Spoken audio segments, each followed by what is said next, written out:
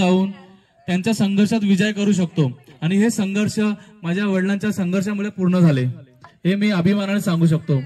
आणि मी एक प्राऊड सन आहे की माझ्या वडिलांनी सर्व इच्छा पूर्ण करून आम्हाला असे सर्व मान्यवर पदाधिकारी आपले महिला मंडळ सभासद यांचा आभाराने आपले गावकरी आलेले आहेत। सर्वांनी तुम्ही उपस्थिती दर्शवल्याबद्दल तुमचा थँक्यू। आज माझ्या ऍक्च्युली 3 वर्षापूर्वी सगळी रिटायरमेंट घेतली होती पप्पांनी, पण तो सोहळा आम्ही साजरा करायचा राहून गेला होता। तर तो माझ्या भावांना दोघांवरती प्रेम केलं, त्याला शिकवलं की नाही असू दे कशी असू दे, पण आज माझ्या भावांना माझ्या आईवडिलांमुळे जे चांगलं पोझिशन आहे ते चांगलं आम्ही कॉम्प्युटर आहे, मी इलेक्ट्रॉनिक्स इंजिनियर आहे, पण माझी भावंड दादा तर हे आमच्याशी हुशार मला वाटतात, काही बाबतीत खूपच हुशार आहेत ते कशामुळे जातं माझ्या पॅरेंट्सने प्रोत्साहन दिलं। तर पूर्वी पप्पा एका सायकलवर 4 तिघांना स्कूल म्हणजे आपलं स्वतःच काय बोलत त्याला सुख नाही पाहता की नाही मी चांगल्या पोझिशनला गेलो पगार वाढेल, पण ती नोकरी जाईल माझी, म्हणजे पप्पाने ती नोकरी जपून ठेवली की ती माझ्या मुलांच्या कामी येईल। आम्ही तर इंजिनियर आम्ही बोललो ठीक आहे, पण त्याचा उपयोग झाला कारण त्याचा विचार होते ते की नाही म्हणजे पुढे जाऊन मुलांना युज करू शकतात, पण त्याने आम्हाला एवढं केपेबल बनवलं की आम्हाला ती गरज नाहीये सध्या तरी। आता पप्पांनी खूप कष्ट पाहिलेत, आमच्यासाठी खूप सॅक्रिफाईस सुद्धा केलेत, खूप मन मारलेत, कुठे फिरायला नाही गेलेत, मी बघ कुठंच फिरले नाहीत आई वडील। आजकाल बघतो कितीतरी जे कपल्स आहेत ओल्ड कपल्स फिरतात, बाहेर देशात जातात किंवा दुसऱ्या राज्यात जातात, मला वाटत नाही आई वडील दुसऱ्या राज्यात तरी गेले, म्हणजे भावाने नेला तिरुपतीला, बाकीच्या राज्यात त्यांनी जावं एन्जॉय करावं, रिटायरमेंटचं आयुष्य पुढे चांगलं घालवावं, पण मला वाटत नाही त्यांचं आयुष्य आमच्या भोवतीच आहे। आमची मुलं म्हणजे नातवंड त्यांच्यासाठी घर त्याच्यासाठी चांगलं वास्तू निर्माण करणं त्यांचं ध्येय आहे। तर पप्पांनी खूप गोष्टी खूप चढउतार पाहिलेत, आमच्या एज्युकेशनच्या बाबतीत असतील खूप आम्हाला प्रोत्साहन दिलं की नाही तुम्ही करा, मी आहे तुमच्याबरोबर, तुम्ही करा, 10 वेळा तुम्ही प्रयत्न कराल तर एका प्रयत्न तुम्ही यशस्वी व्हाल, 9 वेळा फेल होणार त्यांना माहिती होतं की 9 वेळा मी फेल होणार, पण 10व्यांदा प्रयत्न केलं पाहिजे हे त्याने आम्हाला शिकवलं। खूप खडतर परिस्थितीमध्ये आता चांगल्या परिस्थितीत आहोत, खूप खडतर परिस्थितीत मी सुरुवात केली होती, पण माझी मम्मी लीला गायकवाड आणि माझे वडील रमेश गायकवाड यांनी एकमेकांच्या पार्टनरशिप मध्ये आम्हाला जितकं चांगलं देता येईल संस्कार देता येतील ते आम्ही संस्कार त्यांनी देण्याचा प्रयत्न केला आणि ते तुम्हाला दिसत असेल। तर या रिटायरमेंटच्या दिवशी खूप इमोशनल आता समजत नाही काय म्हणतोय मी, कसं कनेक्शन लावू, पण मला वाटतं माझ्या आई वडिलांनी पप्पाने रिटायरमेंटचं आयुष्य अजून चांगलं जगावं, फिरायला जावं, एन्जॉय करावं लाईफ, त्यांच्यासाठी एन्जॉयमेंटची डेफिनेशन चेंज व्हावी अशी माझी इच्छा आहे। त्यांनी एकदा तरी बाहेर राज्यात दोघांनी प्रवास करावा अशी माझी इच्छा आहे। आणि पप्पा आय लव्ह यू डिफिकल्ट बोलायला असं बोलतो मम्मीला, तर आम्ही चिडवतो बोलतो मम्मीला नाही, पण पप्पांना बोलताना एक असतं नाही, पण पप्पांना या घडीला मला वाटतं मला पप्पांना आलिंगन द्यावं, तर ही संधी भेटणार नाही, हे डिफिकल्ट आहे। आपण इंस्टाग्रामला वगैरे बघतो ते खरंच डिफिकल्ट आहे, वडिलांबद्दल मग सहानुभूती किंवा उन्हानुभूती बोलू शकत नाही, ते आपल्या सपोर्टला असतात, तर आपण बोलू शकतो। थँक्यू बाप्पा जे काही तुम्ही आमच्यासाठी केलं त्या। सॉरी तेजसला मध्ये थांबतोय, सर्वच मुलांच्या आयुष्यामधला हा म्हणजे भावनिक क्षण असतो की बापाला आलिंगन करणं आणि पॉसिबल नसतं, तर मी बाबांना विनंती करेन की त्याने उठून एकदा पूर्ण मिठी मारावी, हे स्वप्न असतं स्वप्न।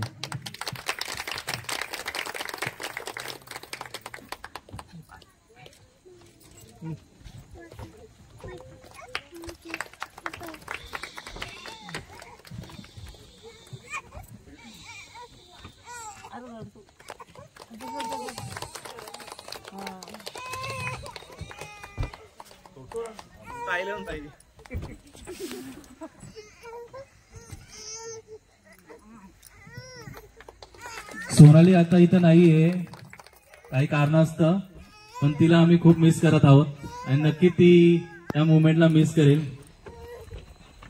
हा आज कार्यक्रम आहे सेवा निवृत्तीचा, पण आज बाप या विषयावरती हा खोलवर आहे, कारण आपण आईवरती भरपूर काय बोलतो आणि बापावरती बोलताना आपण थोडे मागे पडतो। जगण्याचं माप, पाठीवरची थाप, कधी रागवला तर एक झाप, जास्त इमोशनल टॉपिक आहे।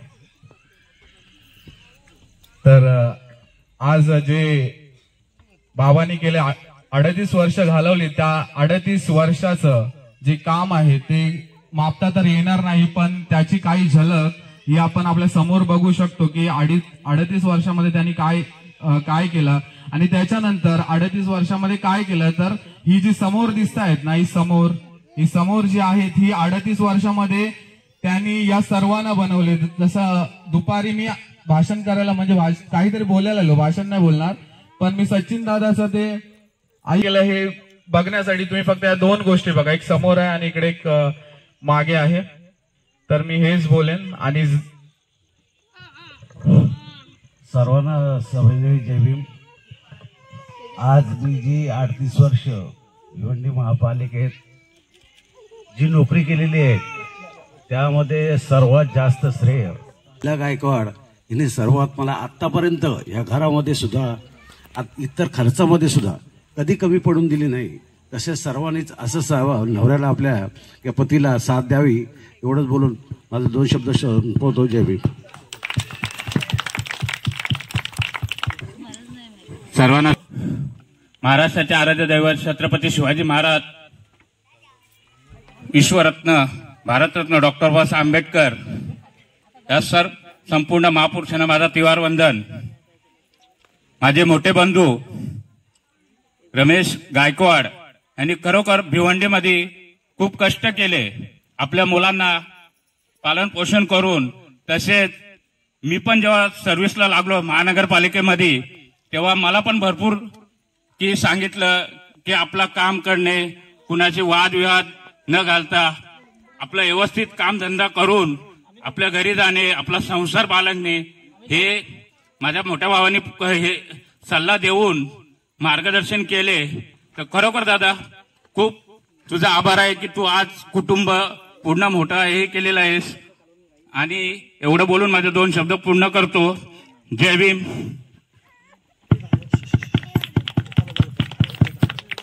अजून जर कोणाला 2 शब्द बोलायचे असतील तर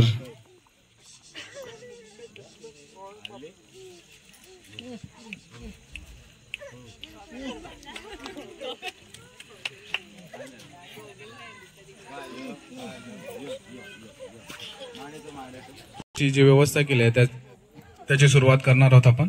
सर्वांना जय भीम. अत्यंत आनंदाचा सण आहे. सोहळा साजरा होत आहे. सुरुवातीला आपण खूप मजा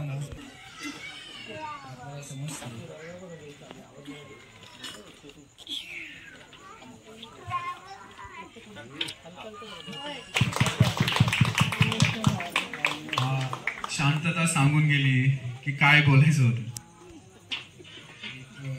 विजय सांगतो तुम्हाला.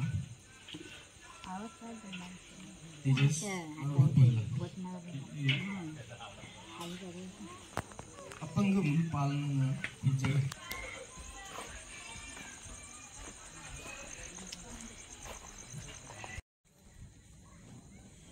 एक असं कपल होतं, त्यांना सुरुवातीचं मूल झालं. तर त्या मुलाचा काही दोष नाही, ठीक आहे ना, तो चांगला बोलत होता. आता मी दुसऱ्यांदा माहीत घेतलाय कारण जो तेजेश बोलला ना अत्यंत खूप आणि अमित पण खूप छान बोलला.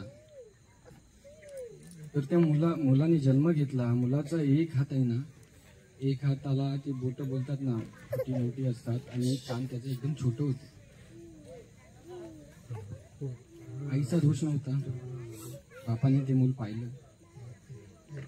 बापाने ते मूल पाहिलं आणि काय बोलला, माझ्या जीवनात झालेली गोष्ट आहे म्हणून मी तुम्हाला सांगतोय. आणि म्हणून मी आता थोडा इमोशनल झालो कारण आपण अशा इमोशनल गोष्टी ना आपल्या मांडल्या पाहिजेत, जेणेकरून ना जेव्हा आपण समोरच्या व्यक्तीवर जेवढा हसत असतो ना तेवढं आपल्याला प्रेम पण उमटलं पाहिजे.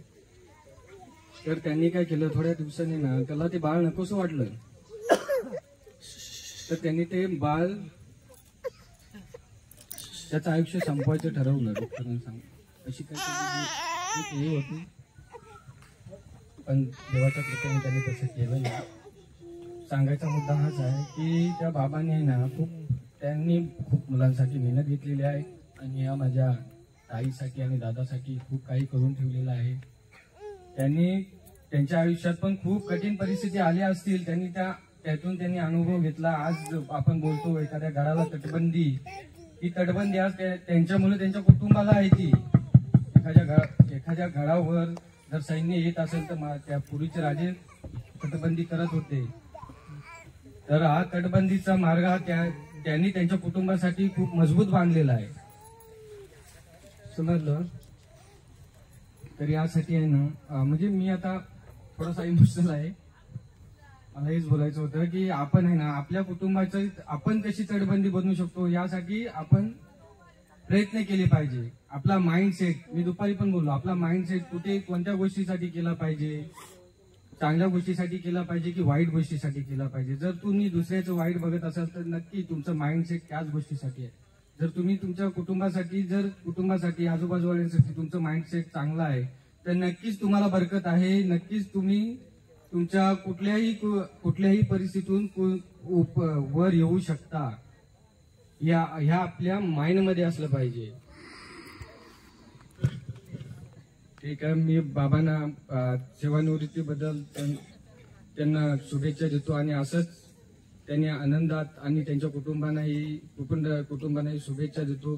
त्यांची सेवानिवृत्ती ही नोकरीमधून झाली, त्यांच्या कुटुंबामधून नाही झालेली आहे. कारण ते अजूनही कुटुंबामध्ये सर्व काही. मला एवढं आठवते की मी जेव्हा बाबूच्या वेळेस प्रेग्नेंट होती तर मी वर्क फ्रॉम होम करत होते. तर ते मला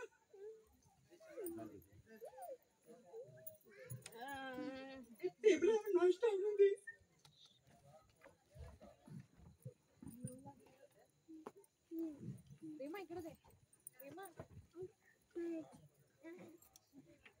असे साजरे करू.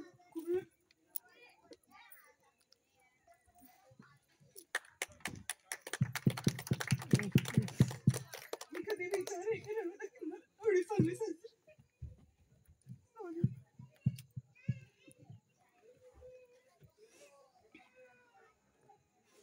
मी स्वतःला खूप भाग्यवान समजते की मला एवढे चांगले सासू-सासरे मिळाले. घरात होतात थोडी म्हटलं की पण पप्पांविषयी मी असं हे केलं की खूप उत्साही माणूस, म्हणजे कुठल्याही गोष्टीत कंटाळा नाही. कुठलीही गोष्ट पटकन करायची आणि संपून टाकायची, त्यात तो वेळ घालवायचा नाही. पटकन डिसिजन घ्यायचा, पटकन करायचं. ही गोष्ट खूप चांगली आहे त्यांच्या. ऍक्च्युली सगळ्याच गोष्टी खूप चांगल्या आहेत त्यांच्याविषयी. आणि मग नंतर माझं मॅटर्निटी संपलं आणि नंतर मग ऑफिसला जाणं गरजेचं होतं. तर मी बोलली की मी बाबूसाठी घरी थांबेल, मी नाही जाणार असं मी सांगितलं होतं सगळ्यांना. पण ते म्हणाले तू कशाला हे करते, टेन्शन घेते, आम्ही आहोत ना, तू जा बिंदास, आम्ही सगळं करू, तू टेन्शनच नको घेऊ.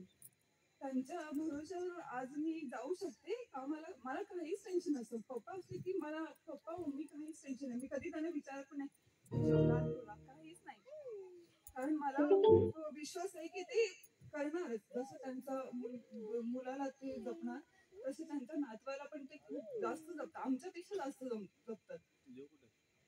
त्यामुळे त्यांचे खूप खूप आभार आहे. आणि सॉरी जर आमच्याकडून ऑब्विसली चुका होत गेल्या, त्यामुळे सॉरी बोलण्याची कधी वेळ म्हणजे आम्हाला थोडंसं असतोच.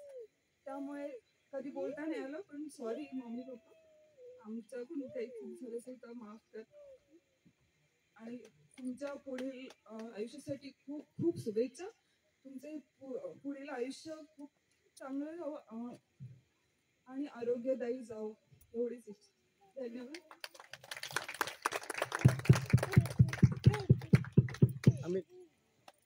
दादाचे मित्र नाही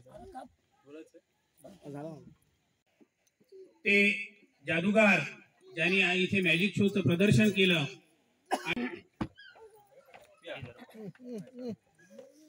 भारत सम्यक संबुद्ध विश्वरत्न महामानव बोधिसत्व परमपूज्य डॉक्टर बाबासाहेब आंबेडकर आणि विश्ववंदनीय भगवान गौतम बुद्ध, भारतीय राज्यघटनेचे शिल्पकार और महामानव डॉक्टर बाबासाहेब आंबेडकर, स्त्रियांचे उद्धारक महात्मा ज्योतिराव फुले या महाराष्ट्राला सर्वप्रथम आरक्षण देणारे आरक्षणाचे जनक राजर्षी शाहूराजे, या महाराष्ट्राची अस्मिता असलेले राजे शिवछत्रपती, माता रमाई, माता भीमाई, माता सावित्री या सर्व महामानवांच्या विचारांना त्रिवार अभिवादन. आजच्या या कार्यक्रमाचे संयोजक संपूर्ण गायकवाड परिवार, तसेच बोरघर बौद्धजन सेवा संघ स्थानिक आणि मुंबईकर या मंडळाचे विद्यमान सर्व पदाधिकारी, महिला मंडळ, भावना, आमचे ज्येष्ठ बंधू रमेश तुकाराम गायकवाड हे गेली 38 वर्ष भिवंडी महानगरपालिकेमध्ये सॅनिटरी वर्कर म्हणून त्यांनी अतिशय चांगली जबाबदारी परिपूर्ण केलेली आहे आणि त्यांच्या पश्चात हा कार्यक्रम इथे आयोजित केलेला आहे. त्यांच्याबद्दल म्हणायचं तर ते नेहमीच कार्यरत असलेली व्यक्ती आहे. इथे मी पाहतोय ही वास्तू त्यांनी अतिशय भव्य दिव्य इथे निर्माण केलेली आहे आणि ती करत असताना विशेष करून ते स्वतः एकटे इथे येत होते आणि एकटे आल्यानंतर सतत क्रियाशील असलेली व्यक्ती हा त्यांच्याकडून घेण्यासारखा आदर्श आहे. पाहतो सकाळी उठल्यापासून अगदी सकाळी पहाटे उठून अंगण साफ करणं, आजूबाजूचं सगळं उचलून ठेवणं हे मी स्वतः पाहतोय, अनुभवतोय आणि त्याच्यामुळे या व्यक्तीबद्दल आपण म्हणू तेवढं कमीच आहे, कारण त्यांच्याकडून हा आदर्श घेण्यासारखा आहे. सतत क्रियाशील असणं आणि क्रिएटिव्ह असणं आणि या वयात असणं हे देखील अतिशय महत्वाची बाब आहे. त्यांनी 38 वर्ष सेवेमध्ये घालून आपल्या परिवाराचा चांगला उत्कर्ष केलेला आहे, आपण पाहिलेला आहे. त्यांचे सर्व पुत्र आणि त्यांच्या कन्या ह्या चांगल्या सुशिक्षित आहेत, शिवाय त्यांचे चिरंजीव सुद्धा उच्च शिक्षित आहेत. आता माझ्या आधी सांगणाऱ्यांनी इथे सांगितलेलं आहे, दोन्ही चिरंजीव हे अभियांत्रिकी महाविद्यालयातून एक इंजिनियर झालेले आहेत. तसेच त्यांच्या कन्या सुद्धा चांगल्या पदावरती आहेत. त्यांच्या स्नुषा म्हणजे त्यांच्या सुना देखील चांगल्या पदावरती आहेत कार्यरत. तसेच आमच्या वहिनी, त्यांच्या सहचारिणी ह्या सुद्धा मी भिवंडी महानगरपालिकेमध्ये त्यांच्या खांद्याला खांदा लावून आजवर कार्यरत आहेत आणि त्यांनी आपल्या कुटुंबाचा गाडा अतिशय चांगल्या कष्टाने आणि परिश्रमाने हा पुढे नेलेला आहे आणि हे विश्व आपण पाहत आहोत. आपण सर्व त्याचे साक्षीदार आहात आणि आजचा दिवस अतिशय संपूर्ण भारतीयांसाठी परमभाग्याचा असा आहे की डॉक्टर बाबासाहेब आंबेडकर म्हणतात, या देशातील किंवा माझ्या समाजातील एखादी महिला जर का गरोदर असेल तर तिने असं स्वप्न पाहिलं पाहिजे की माझ्या उरी जन्माला येणारा मुलगा हा देशाचा चीफ जस्टिस झाला पाहिजे आणि आज ते स्वप्न साक्षात झालेलं आहे. आपण पाहतोय आजचा दिवस अशासाठी भाग्याचा आहे की आज आपल्या देशाचे सर्वात पहिले आणि विशेष करून बौद्ध सत्कार होत आहे.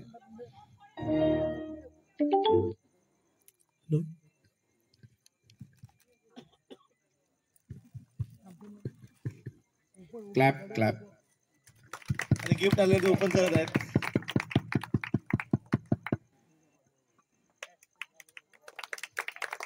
स्काउट क्लॅप दो.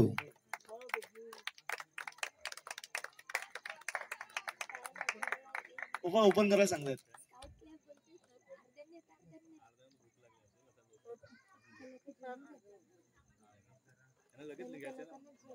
त्यांना लगेच निघायचं, त्यासाठी ते भेट घेत आहेत आणि लगेचच केक कटिंग.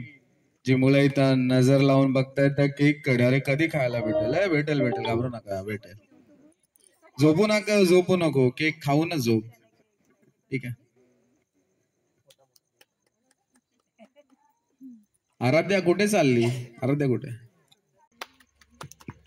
क्लॅप.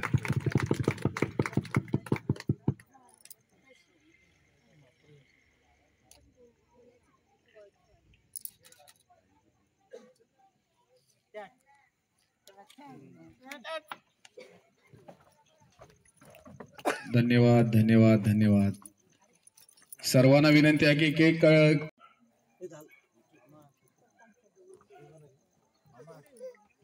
रीमा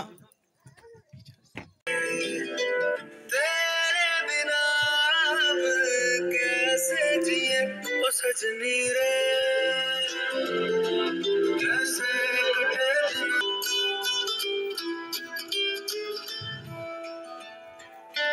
आमच्या अंकल कडून आमच्या पप्पांचा मान करण्यात येत आहे. सजनी रे कैसे टाळ्या.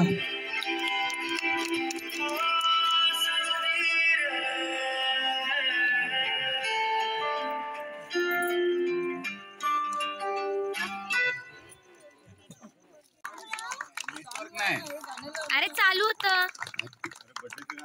कॉंग्रॅच्युलेशन रिटायरमेंट पप्पा.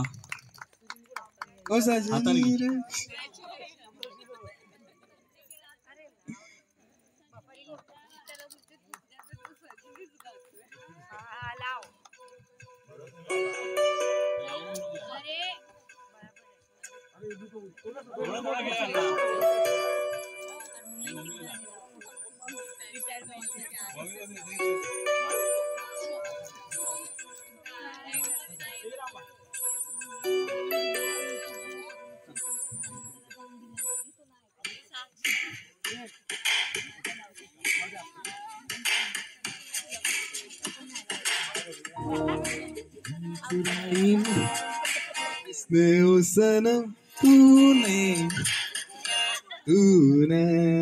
ओ चैन चुराया मेरा, किसने सनम तूने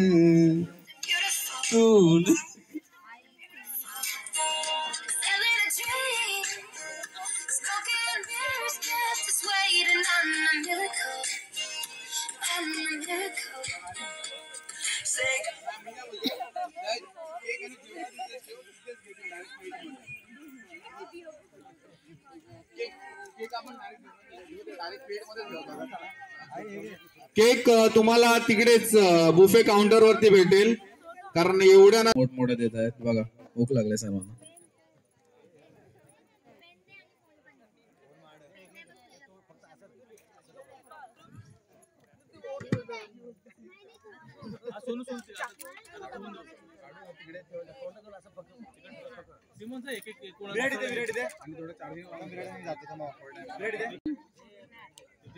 नंतर आपण फोटोशूट करू शकतो.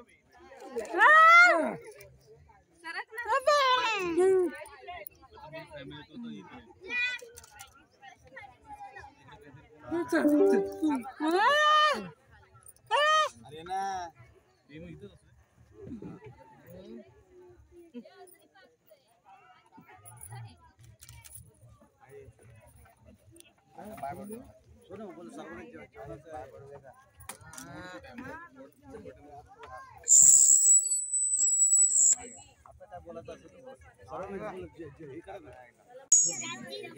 Hello hello. सर्वांनी कृपया करून भोजन करून घ्यावे, कारण तिकडे लाईन कमी दिसते आणि इकडे जास्त दिसते. केक साठी कमी लाईन लावू नका, केक तुम्हाला तिकडेच भेटेल.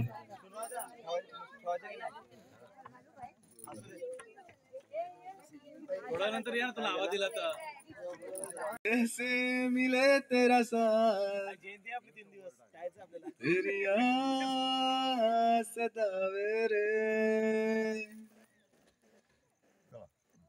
थँक्यू. जीवन आहे माहीतच असेल, अन्नाशिवाय काही नाही, कारण अन्न आधी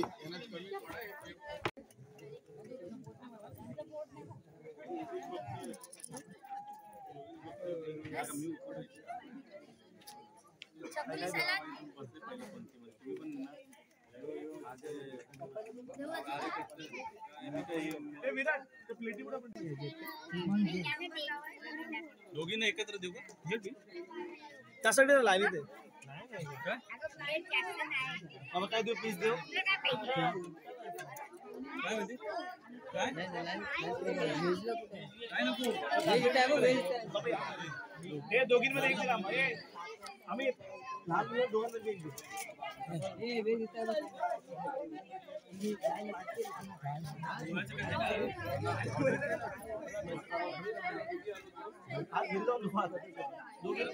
दीदी दोघींमध्ये घ्या, दोघींमध्ये घ्या.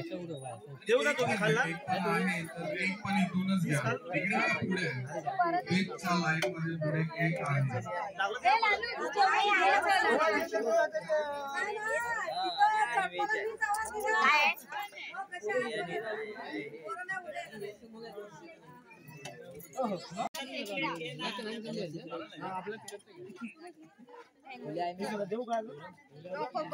पाहिजे तुला पिण्याच्या पाण्याची व्यवस्था आहे, ते जार आहेत, थंडगार गारेगार पाणी आहे तुमच्यासाठी.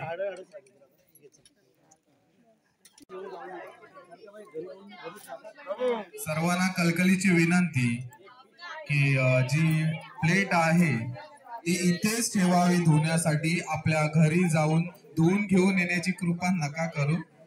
प्लीज सर्वांनी इथे जेवा आणि प्लेट इथेच टाका. इथे टाका म्हणजे ठेवा बाजूला. आणि जर आपल्याला कुणाला घरी जेवण घेऊन जायचं असेल तर कृपया करून आपला पर्सनल ताट स्वच्छ धुतलेला घेऊन या आणि त्याच्यामध्ये जेवण घेऊन जा.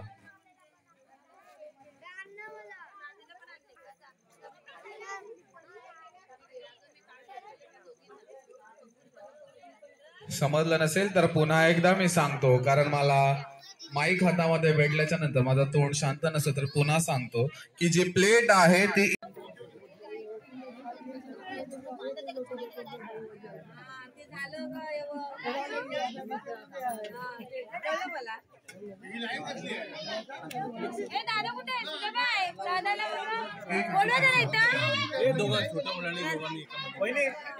लिमिटेड आहेत. मी त्याला म्हणते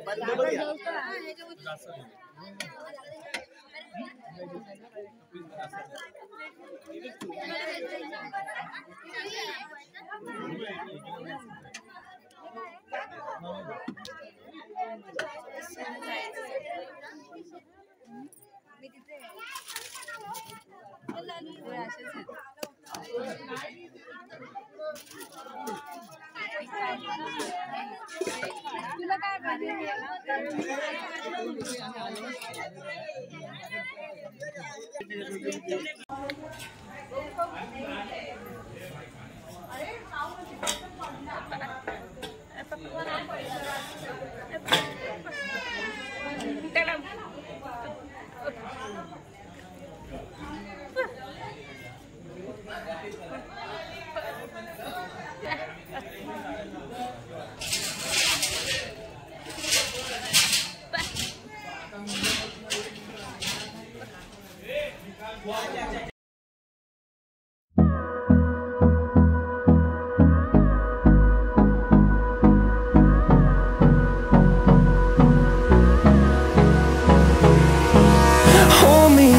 till I get up.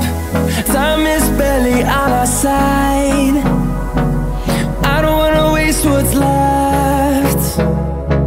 The storms we chase are leading us, and love is all we'll ever trust. Yeah, no, I don't wanna waste what's left. And on we'll go, through the wastelands, through the highways, till my shadow turns to sun rays. And on we'll go, through the wastelands, through the highways, and on we'll go.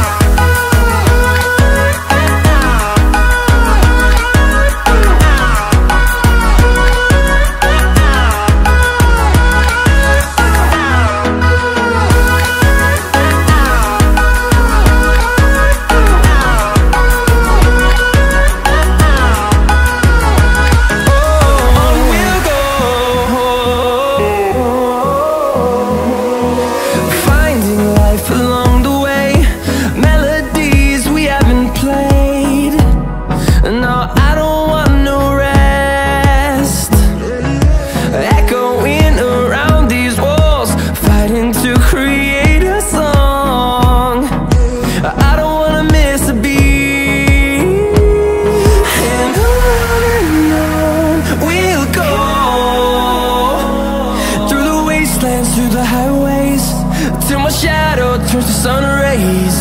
And on we'll go, through the wastelands, through the highways, and on we'll go.